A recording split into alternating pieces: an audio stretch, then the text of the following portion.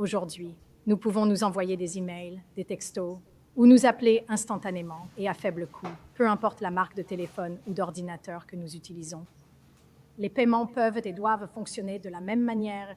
Les stablecoins peuvent aider à rendre cela possible.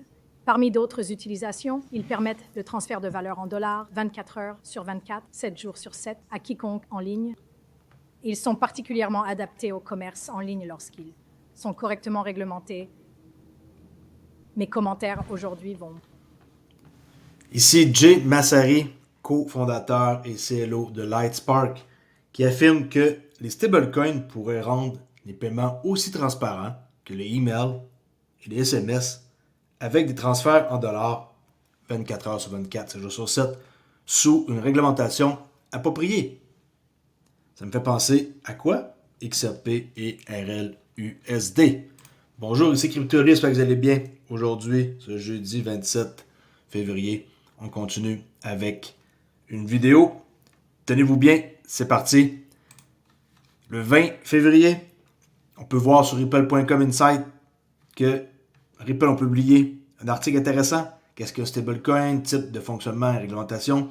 Tout ça, je vous encourage à aller lire ça, ainsi que les vidéos de David Schwartz et Patrick Thiel. Et je vous ai facilité la tâche, comme d'habitude. Alors, je vous résume ça. Okay.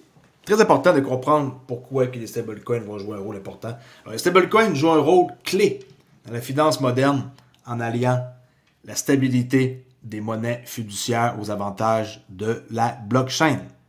Contrairement aux cryptos volatiles, ils sont adossés à des réserves fiat, matières premières, crypto, pour garantir une valeur stable. Pourquoi sont-ils importants? Transfert rapide, faible coût, paiement transfrontalier simplifié, intégration dans la DeFi et les prêts, adoption institutionnelle croissante. Le RLUSD, qui est le stablecoin de Ripple. Vous savez que Ripple ont lancé un RLUSD et ce stablecoin-là est conçu pour les institutions financières avec une conformité réglementaire stricte et une intégration native au XRP Ledger, XRPL. Qu'est-ce que ça fait ça?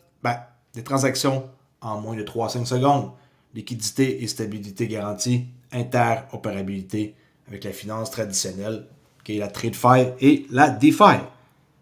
Avec la montée en puissance de la tokenisation et de la finance décentralisée, les stablecoins vont redéfinir la manière dont l'argent circule à l'échelle mondiale.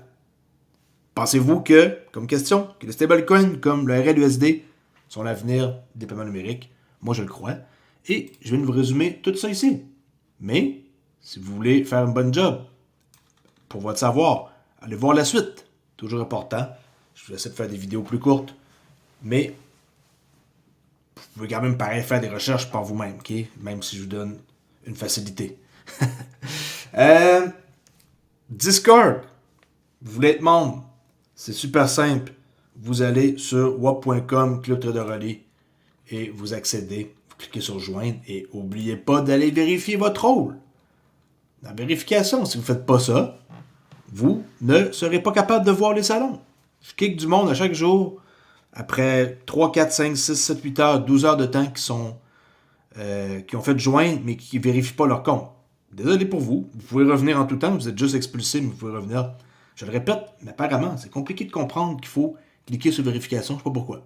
Okay? Si c'est compliqué, peut-être vous êtes un bot. I don't know. Alright. Prix du XRP, parce que j'ai oublié de le mentionner. Présentement, 2,21$. On est toujours en mode short. Il n'y a aucun indice qui nous fait croire qu'on va remonter tout de suite. Okay? Ça, je parle en tant que trader. J'ai une position longue à prendre et que je suis un trader, j'attendrai. Ça, c'est une charte 4 heures avec Moving Average Channel, MAC et une SMA 64. Je vais montrer qu'il y avait une opportunité de shorter ici l'autre jour vers les 3, dans le fond, vers 7h du matin, là, okay? Le 24 février, lundi, ce lundi, à 7h du matin, vous pouvez prendre un short et profiter de cette baisse-là. Et là, bon, il y a des pullbacks à prendre, mais ça, c'est autre chose. À date, en tant que trader, si vous êtes quelqu'un qui veut prendre une trade dans une charte 4 heures, il n'y a rien à faire. OK, présentement, rien à faire sur le XRP. OK? Je parle pas d'un holder là, qui veut garder ses cryptos longtemps. Là. Ça, c'est autre chose. Pas besoin de connaître qu'est-ce que j'enseigne là. Vous pouvez juste attendre le moment que vous avez, quand vous avez des sous, et vous achetez n'importe quand. À 2,21, vous pouvez acheter à 2,32. Vous achetez quand ça baisse. Vous faites du DCA. Dollar Cost Average. Bon. Next, une autre vidéo ici sur Bank of America qui pourrait bien secouer toute l'industrie. CNBC rapporte que la banque envisage de lancer son propre stablecoin dès que la réglementation américaine sera plus claire. Un petit rappel, Ripple est déjà autorisé à proposer légalement des services de paiement transfrontaliers et parce qu'ils ont créé un RLUSD, puis ils peuvent aussi utiliser le XRP. Et c'est une petite vidéo de 30 secondes, checkez bien ça. Très bonne histoire. Brian Moynihan, PDG de Bank of America, a déclaré que la banque envisagerait un stablecoin si la réglementation américaine le permettait. S'exprimant mardi devant l'Economic Club de Washington DC, Moynihan a déclaré qu'il était assez clair que les pièces stables adossées au dollar bénéficieraient d'une adoption massive. Il a également déclaré que si l'administration Trump et les législateurs du Capitole adoptaient une législation sur les pièces de monnaie stable, Bank of America se lancerait dans le secteur des pièces de monnaie stable. Ce n'est pas sans rappeler les commentaires faits par Moynihan à CNBC lors du Forum économique mondial de Davos. En janvier, il a déclaré que Bank of America et le secteur bancaire au sens large adopteraient la cryptographie pour les paiements si les régulateurs le permettaient. Ensuite. OK. Ben, Bank of America pourrait être le candidat qui mène la balle et ça ferait vraiment des vagues. Je pense vraiment que c'est possible. Puis Ripple est actuellement autorisé, au cas peut-être que vous ne le savez pas, à offrir légalement des services de paiement transfrontalier en utilisant XRP et son stablecoin grâce à plus de 50 licences, y compris celles dans des environnements réglementaires stricts comme New York et le Texas. Puis, ces licences-là permettraient à des banques telles que Bank of America d'embarquer dans le train. Okay, regardez, this license allow Ripple to legally offer cross-border payment service using XRP and its LUSD stablecoin, facilitating expand access to US financial institutions. Why not? Pourquoi ce ne serait pas Bank of America qui serait les premiers? Ça serait très, très, très logique. Et on sait qu'ils ont des connexions avec Ripple. À suivre. Très intéressant. Je fais une vidéo courte. Dans 15 minutes, j'essaie de faire un léger scalp.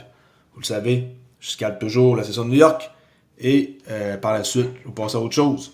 Puis sinon, est-ce qu'il y a de quoi à dire d'autre? Rien de spécifique. Alors, faites attention sur les marchés. Il y a beaucoup de volatilité. Et si vous êtes quelqu'un qui commence, qui commençait plutôt dans la crypto et qui vient de connaître XRP, faites attention. Maintenant, c'est plus une scène par jour que ça bouge. Ou par 2-3 jours, ça peut bouger de 10 cents en 4-5 minutes. Là. On a vu dernièrement qu'il y a des mouvements assez impressionnants. Fait que faites attention. Si vous êtes quelqu'un qui est juste holder, c'est pas très grave. Continuez à écouter mes vidéos pour en apprendre plus sur les nouvelles de XRP et le Ripple. Mais en tant que tel, si vous êtes quelqu'un qui fait du trading, attention. Il y a beaucoup de volatilité. Et j'ai montré des exemples, d'ailleurs, avec ETH ici, en quoi que vous pouvez faire des analyses super simples en utilisant simplement des barres à Kanashi comme ça, mais en mettant votre bias. Et quand on a un bias et qu'on est vendeur, on cherche quoi? Juste des opportunités de vente. On oublie les opportunités d'achat, parce que c'est des zones grises, interdites d'acheter. On voit très bien une consolidation, on ne fait rien. Ici, on voit très bien que quelqu'un qui aime tracer des lignes de tendance, on peut, avec un Kanashi, ça donne vraiment comme un bon feeling de quand ça casse du support. Et tout est possible. On est en vente depuis le 13 janvier. Aucune question d'acheter. Il n'y a rien qui indique que ça repart par en haut. OK? Si vous voulez plus d'informations par rapport à ça, venez faire un tour sur wap.com, Club Trader Relais. Il y a plein de choses ici intéressantes, dont l'indicateur JMS qui prédit à plus de 80% du temps la bonne direction des marchés. Et on peut voir le fond rouge qu'on voit là, c'est JMS. Mais au lieu de mettre juste les triangles, je mets le fond comme ça, rouge, pour ne pas penser acheter. Je suis en mode vendeur, alors je vends.